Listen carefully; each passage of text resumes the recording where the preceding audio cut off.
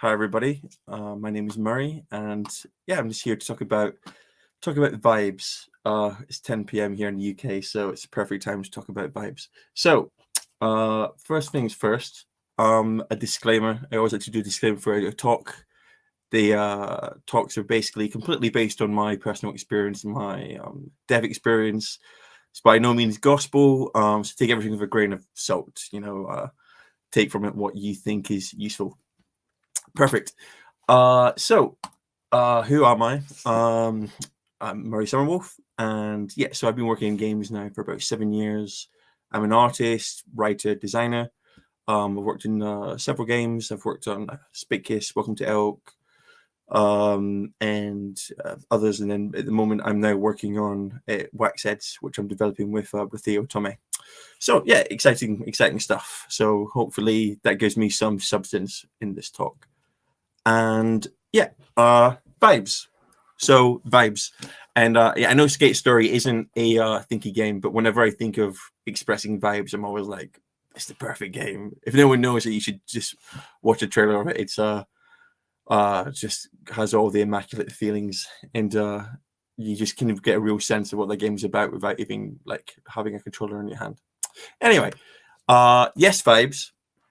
And why do I want to talk about vibes? Like, what is the driving force behind that? So the truth is, as I said, I'm co-developing Wax Heads, and it's a screenshot from the game here. And Wax Heads is a record store puzzle narrative game, and it's the first game, like I said, working with Theo, but we're working on it, just the two of us, and it's the first game where I've been in the driving seat, as it were.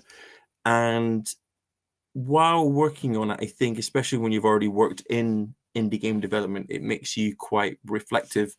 And it made me think about my creative practice, about the ways that I have in the past worked, like I said. So with my background being an artist and a writer, so I'm an artist first and foremost. I studied illustration, and with that, I thought the other parts, like in the writing and design, may have been slightly more matured over time. And yeah, it's a kind of like the way you think about your practice, the way that as you're going through development, I think it's, you kind of look backwards, and anyway, I'm getting tongue tied. Just for a small tangent, it's always weird doing these talks when you can just see yourself and it's like a computer screen. So bear with me if I'm a little bit I don't know, a little bit strange.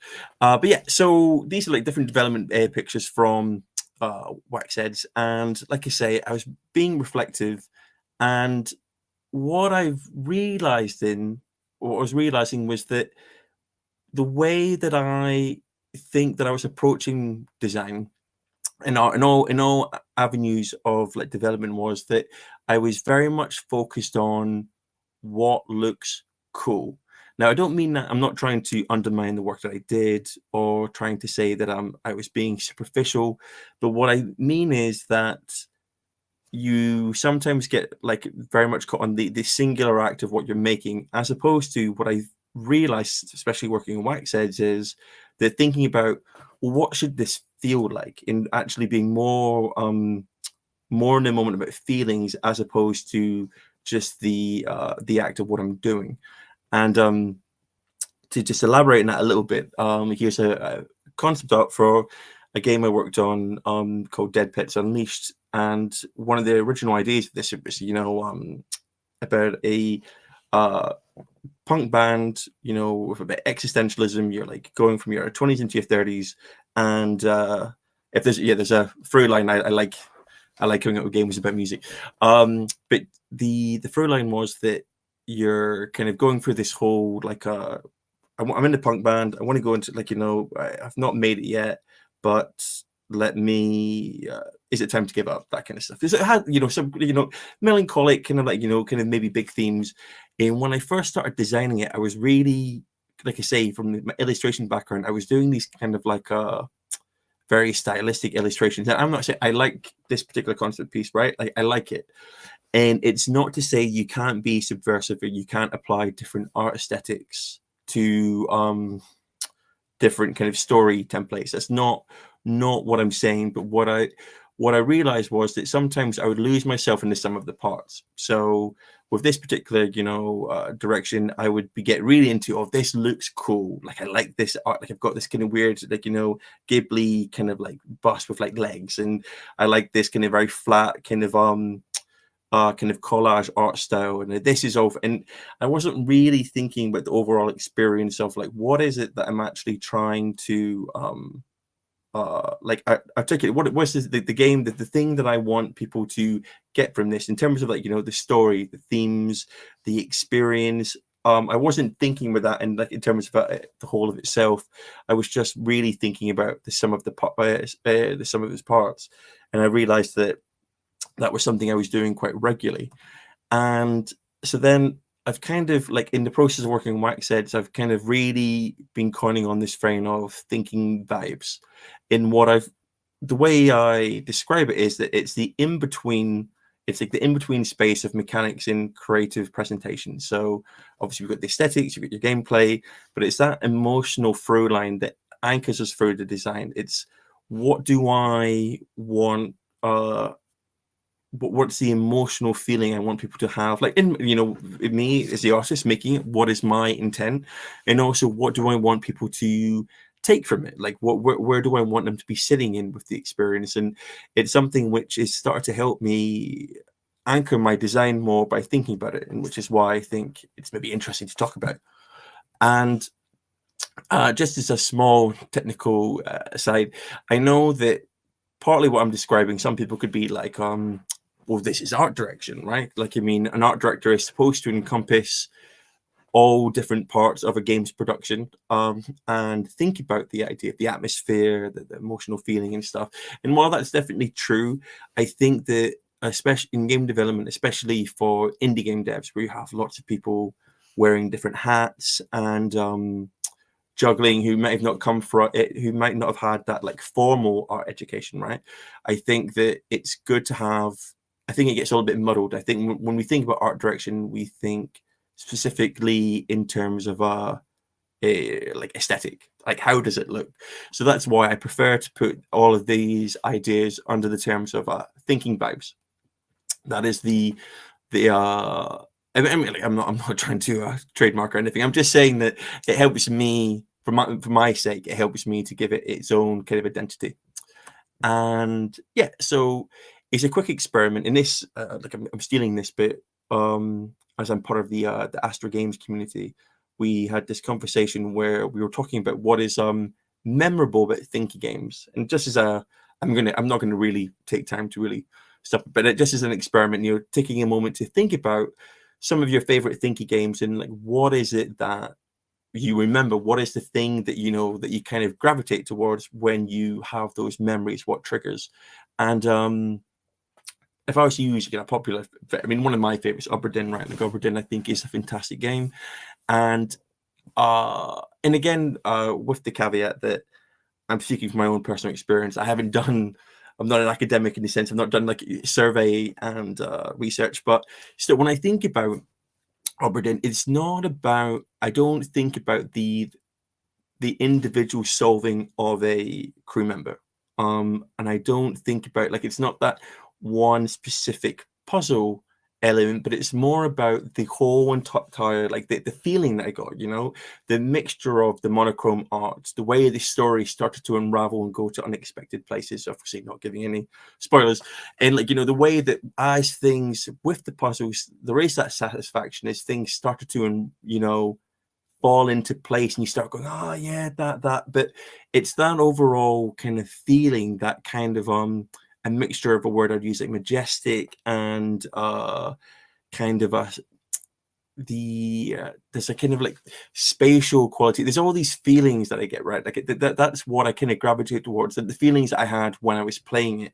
And I think that's an interesting idea, that when we describe gaming experiences, we use emotive language. Like, that's kind of the thing that drives us. I've used, I've got Majestic there, and you can also tell that I'm working on a relatively wholesome game at the moment, because a lot of the descriptive words here fall into that under that banner. But the idea is, that this isn't exhaustive, but the language we use around gaming experiences, I think, is interesting that it's emotive, and yet when we tend to design games, we sometimes tend to be more like literal, and more of the idea of like, well, what do we do? Like, how do we do that next? Like, how do we change this system, or what does it look like? And I'm interested in this idea of thinking more about, well, what is the connection in terms of an emotive way?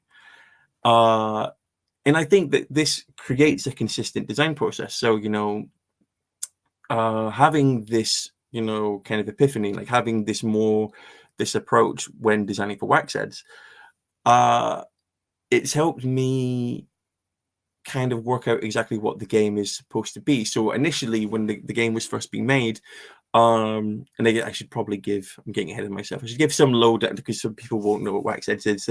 It's kind of like a Papers, Please, Strange Horticulture. You're in a record store, you're examining records, like in this case here, and you're looking for clues. Customers come in, and you have to kind of work out what record is right for them. And when I first came up with this, there was all this kind of like real like friction, like, gamey kind of stuff. You're gonna have a timer, it's going to be like customers are like if you're not like cooking as well, they'll start getting more irate. There are other kind of like, building kind of like a pressures of the, records disappear, or they run out of stock, and if you like gave the wrong one away, then maybe you don't have that in stock anymore. Like all these kind of different levels of just basically creating kind of for lack of a better term, like difficulty, right? Like, oh, I want you to feel pressured. And it's with the when thinking more about from the emotional sense, like, more the core of what, well, what is that I actually want people to feel when, when playing Waxheads? Like, what is it? What is the emotional sense that I'm wanting people to kind of like, to tackle? Why am I making this game? I think that's a really good question to think, like, why am I making this? And it's like as you've got in here, like, I love records, I love music culture, I love the way that it has, I love like, sharing music with people. I love like the idea, the act of going like, hey, I really like this song, I really like this band, do you like? And then someone else going, oh, I really like that. And when I started like thinking about that, having that more in front and center, it started making me think that regardless, even though if there was maybe an interesting game to be made, in the sense of like by really like maybe going more into that retail kind of like retail hell of like, all of that kind of oppressive and kind of like more like dystopian kind of feeling, that wasn't the game that I wanted to make. And when I started actually coming to the sense of like kind of going, well, this is the vibe, I want this more kind of casual, I want this kind of like what the marketing term I've coined is a cozy punk. I want this cozy punk vibe, that you're in this store and you're kind of exploring, you've got time, there's lots of stuff to click on and like to look at and like, to ingest, and like, mysteries and secrets. And it's very, it's like more like nourishing. It's more like a place that you want to spend time with. And having that at the forefront of the idea of the design, it's really, everything starts to really lock in, right? It's really start to feel more cohesive as a project to work on. And now, I know some people would call this like a design pillar.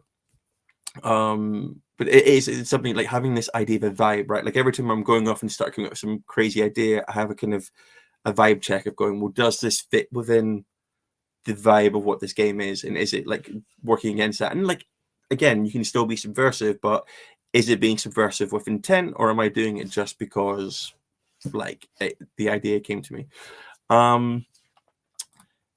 And the cool thing about, like, it's not just for Waxheads, but when I've been thinking about this, like it's kind of a great way to think about new game ideas. Like I now have this approach that when I'm working on when I'm trying to think of like, new ideas for games, I now, instead of like, I have to have, it has to have a mechanic, sure, but also it has to have like a vibe. Like that's part of what I kind of gravitate towards when I'm like kind of game ideas. I'm like, okay, what is the vibe of this game?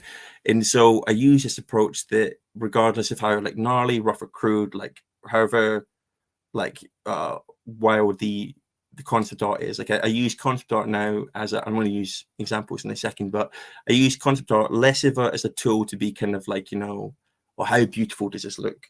Even though it is still actively doing that, but I do it now to interrogate more like how should this game feel? Like how should this, like can I in a very early stage kind of get a feeling of what this game is and how it kind of responds?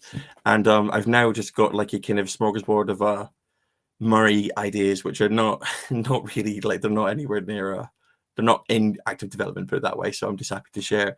But you know, where again, there's the honest part is that obviously with my art background, there is an aesthetic slant or kind of like, you know, enjoyment where I'm kind of just having fun creating fun pictures, right?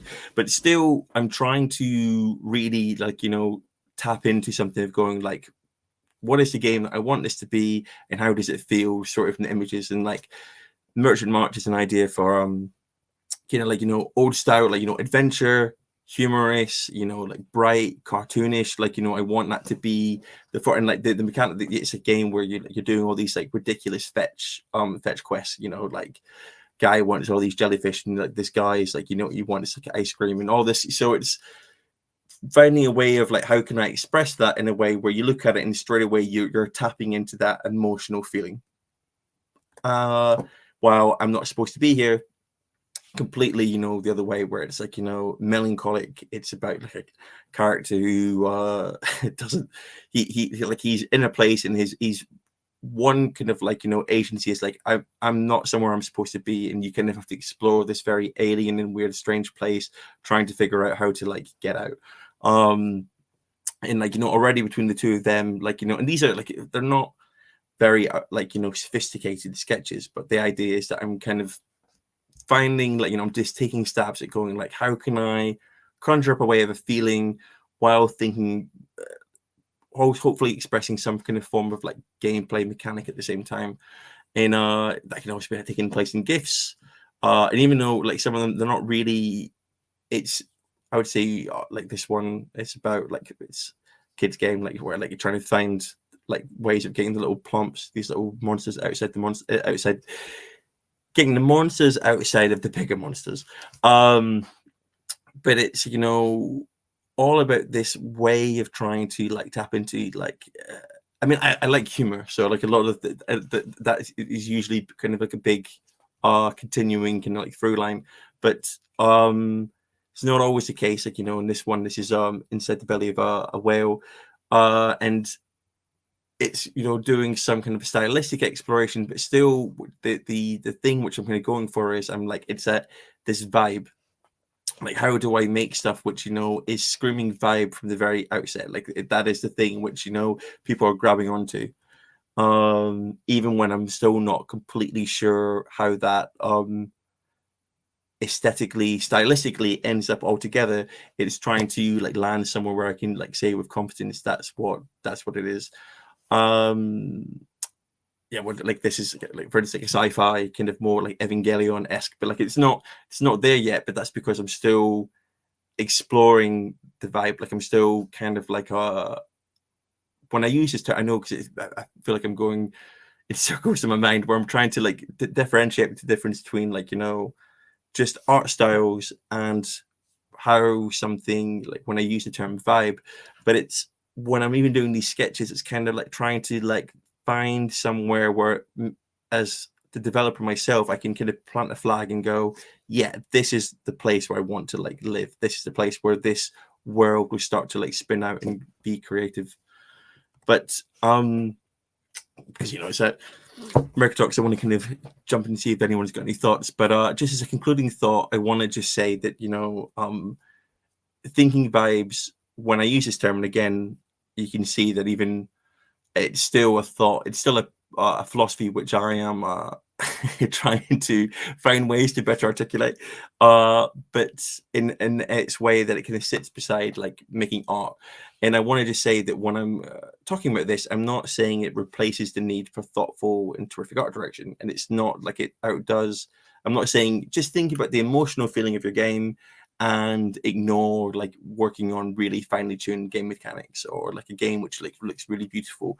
I'm more suggesting that it's another tool to which to help you make games, you know, like it's not about getting lost in the details, but it's about thinking about the space in between. It's about sitting in that place of, you know, like what's my game's vibe? Like what do I feel about it when I'm making about it? Like what is my emotional connection to this, and how do I want that to like feel out of the game? And in turn, what do I want players, like people who are experiencing my game, where do I want what, like, I mean, I think the perfect way to do this is when you have someone play your game or like play a build or something like that in the, like I said before, using that emotive language, when they're using language which kind of corresponds with your like the vibe that you're going for. That's a great best feeling. So you're like, yes, that's it. You're in that kind of it space. So I guess that's just what I would like I'd like to share today, just to be like, thinking vibes is great. I'll go to questions. But thank you very much for taking the time and like listening in. Thanks. All right, thank you, Murray. It was a wonderful talk. We have a few questions. A few questions come up in the chat, and I had one as well, which we great. If we get through all the questions in the chat. So from Plush Lola in the chat, do you think that the vibes could affect the gameplay experience, the way the player acts? Like, could certain vibes make thinking easier or make the player more aggressive, for example? Well, I think that's a really great question. I think that's a kind of like that's what you want to think about, like with the tools that you're like. I mean, the way I, and again, I preface this with the way personally I would go about it is that I'd think, what systems or like an agency am I giving a player, and within those systems, what would I like? Because I mean, quick example, I played The Last of Us, and I'll play that game where I'll try and poke and be ridiculous, right? To see like, okay, this game is very serious. How much can I? So you have to allow for this fact that players will push the boundaries of how a game should be expressed. That's a given. But I think at least with your intent, with the intent that you have, with the vibe you have, I think you'll want to consider that going, well, if I give the player a gun, what am I with the vibe? What am I saying with that kind of stuff? Like, you know, is it violence? Is it not? Like, I think just thinking that through line will kind of hopefully answer those questions for you. Thank you. Great answer. And I think it's kind of connected to the next question. It's like, do you have any thoughts on the best way to derive a style/vibe from your mechanics or gameplay? So starting at the gameplay and the mechanics. Is that how you approached it for Wax Heads? Did you have the idea for the mechanics first? Kind of like I had the actual starting point of Wax Heads was Wilmot's Warehouse, because I was playing Wilmot's Warehouse and I was like, oh, wouldn't it be cool if these were records? And then like I started thinking about and then I realized, oh, I can't actually design like a really procedural, really deep, dense, systemic thing. But you know, what if like, and then so it started off mechanically, but then it was like, okay, how to express that visually, and then it becomes a kind of like conversation back and forth. But I think, I mean, just in terms of the idea, if you have a mechanic and you're trying to find a style, I think again, thinking about in terms of like, we talk like vibe, right? In terms of thinking, what is the place that I want to sit in terms of the feeling, like if you're wanting to make something which is very stark and very like, you know, heavy, then I think that will lead you on somewhere. And then it's like, you know, it's about exploring, like, well, what things, what movies or like, you know, books or art do you like, which it relates to that. And then of course there's the more cynical commercial art like answer, which is look at games and look for benchmarks which are sitting in that space to get inspired by them, because if someone else is, you know, that's like you can't ignore that part. As much as I'm talking in an artistic sense, you have to also if you want to sell the game, you have to. Yeah. Unfortunately, if you want to make the Dali game and you're like, that's cool, but it's likely that it won't sell to like everybody. I don't know. Yeah. All right. Next question. I feel like I know what the answer to this will be, but from one thing in the chat, as a composer, I always think about vibes when I'm writing sections for music. In your projects, have you ever had times where music informed your vibes choices? Absolutely. I mean, like, I'm very I don't know, like, for me, it's a personal thing. Music's very, very influential to me. Like, it's how I think about a lot of things. Music's usually the thing which I link to first. I'm like, oh, like, I want to like that song, or I want it to be like, that, 100%. Yeah. Do you remember what you were listening to when you were thinking about the original vibe for Wax Heads? I think like it's a funny thing.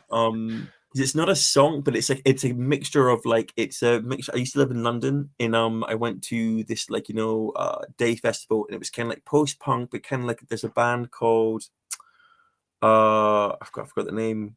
It's gone.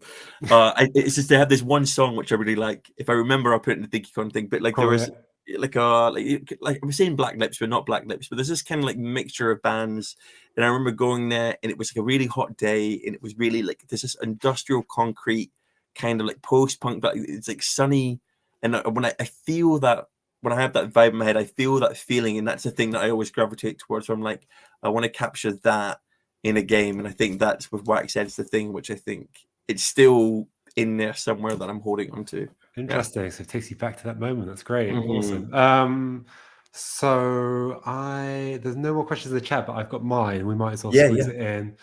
So I was wondering, because like, you seems through most of the talk that you kind of you have your vibe that you're going for. Maybe you figured it out from the mechanics or whatever.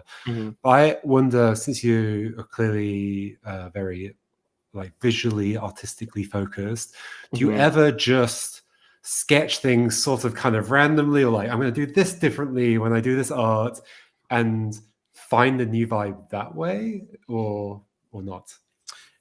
Yeah, I mean, definitely sometimes. I think if it's hard, because it's usually the time when I have more free time, which is something which, especially since becoming a dad, I haven't really had so much. But I think sometimes, like, I think not because obviously I'm biased, because I'm like, art's more my first kind of discipline. But I think any kind of art medium you can find, like, because it really, and I should put this more in the talk, but I think with vibes, and when I use this terminology, I think it's all about being in conversation with yourself as a developer, as an artist. You're creating work, and you're kind of like listening to what the work is you're saying, and you're thinking, well, this is what I want to do. And because it will, like, I think you will create stuff. Like, all of us, like, making games, we are constantly iterating and changing because we're in conversation with the work, and it leads us down. And sometimes that is because some stuff, like the coding, is like programming, it has particular issues, or like, the art style is going to change for commercial reasons. But I think also emotionally, in fact, we can be like, this is not the way this is making me feel. It's not really what I want anymore. I actually really want this. So I think so definitely for me, like, that's something through drawing. But I think just in general, it's a practice. I think everyone does probably do that anyway. It's just we're sometimes not conscious of it. So I think that's the cool thing about when you kind of think about it more, when you have the luxury to think, then it can be quite handy that way. Thank you so much, Murray. It was a pleasure. Thank you everyone for watching. Thank you. Thanks for being with us, and we'll just go set up for the next